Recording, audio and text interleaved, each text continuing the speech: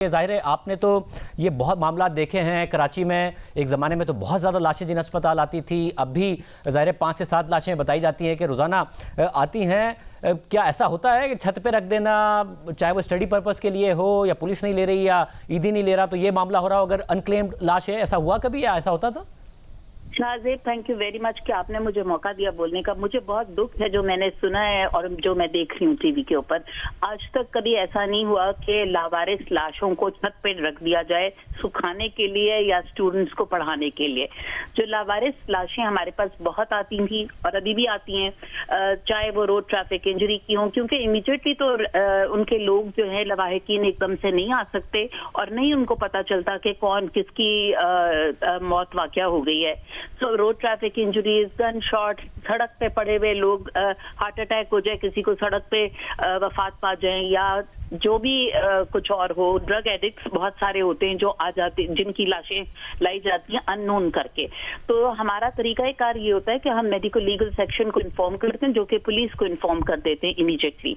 उसके बाद उनकी ऑटोप्सी होती है। ऑटोप्सी करने के बाद ये ईडी या चीपा को हैंड ओवर कर दी जाती हैं बॉडीज, जो कि इसको बिल्कुल सही फैसल ईडी ने फरमाया कि अमानतन रख लेते हैं और मेरे ख्याल में 6 से 7 दिन तक डेड बॉडी को रखते हैं ये लोग हॉस्पिटल के अपने मॉर्चरी के अंदर, और उसके बाद फिर ये इसको दफना देते हैं।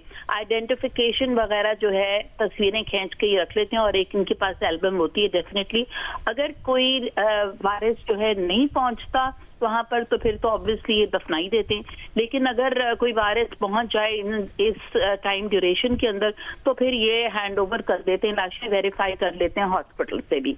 तो this is the way that is done. अब एक और बात है, मैं आपको एक और बात भी बता दूं कि जो प्यूट्रिफाइड बॉडीज होती हैं, बहुत दिनों की पुरानी लाशें भी होती हैं, वो भी हमारे पास आया करती थी। तो उनका तरीका, इतनी स्मेल आ रही होती है उन बॉडीज के अंदर से कि उनको रखना मुनासिब ही नहीं है और उनको एक प्लास्टिक के बैग्स के अंदर लाया जाता है हॉस्पिटल के अंदर। प्लास्टिक के बैग्स के अंदर लाने के बाद आमतौर पे पुलिस ही लाया करती है प्यूट्रिफाइड बॉडीज को और उनको पोस्टमार्टम उनका करके और फिर इनकी बेरियल जो है जरा जल्दी हो जाती है। ये ईडी और चीपा इनको भी बेरी करते हैं, लेकिन इनकी बेरियल जो है वो जल्दी हो जाती है।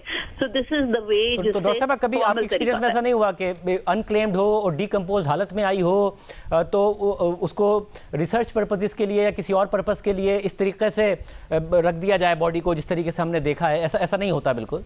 ऐसा कभी नहीं होता। ये जो डीकम्पोज बॉडीज भी होती हैं, इनकी सैंपलिंग ले ली जाती है, डीएनए सैंपलिंग या कोई भी सैंपल जो लेने होते हैं वो ले लेते हैं, पोस्टमार्टम हो जाता है और उसके बाद इनका बेरियल हो जाता है फ्रॉम ईडी और चीपा और any other social welfare organisation. आमतौर पे चीपा और ईडी साहब ही की ऑर्गेनाइजेशन जो है बेरी करते हैं। तो ये तरीका कार। एक बात मैं और आपको बताना चाहती हूँ कि जब छतों के ऊपर डेड बॉडीज आप डाल दें सुखाने के लिए या जिस भी पर्पज के लिए फरमा रहे हैं, तो ये इतनी स्मेल आती है डेड बॉडी में से कि आपकी और मेरी सोच से बाहर है। हमने ऐसी बॉडीज देखी हुई हैं जो प्यूट्रिफाइड आई हैं अस्पताल में, जो कई दिन पुरानी बॉडीज हैं, उनमें से इस कदर स्मेल आ रही होती है और ओडर ऐसी होती है कि आप वहां पर खड़े ही नहीं हो सकते।